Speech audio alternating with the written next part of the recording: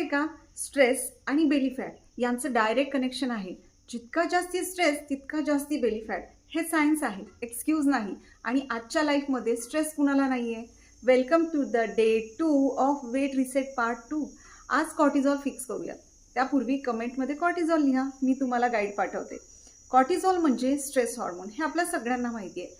हा इमर्जन्सी सिच्युएशनसाठी बनलेला आहे. पण आजच्या लाईफमध्ये office tension, family problem, financial stress, cortisol 24/7 high राहतो. बेली फॅट वाढवतो. कॉर्टिझॉल बेली फॅटमध्येच साठवतो. शुगर क्रेविंग्स वाढते, म्हणून ब्रेन कॉर्टिझॉल असताना गोड मागतो. मसल्स कमी होतात. कॉर्टिझॉल मसल ब्रेक करतो. झोप येत नाही, माइंड शांत होत नाही. हे सायकल तोडायला हवं, राईट? आत्ता सांगते कसं.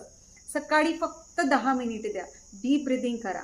बॉक्स ब्रिदिंग, 4 काउंट श्वास आत, 4 काउंट होल्ड, 4 काउंट बाहेर सोडा.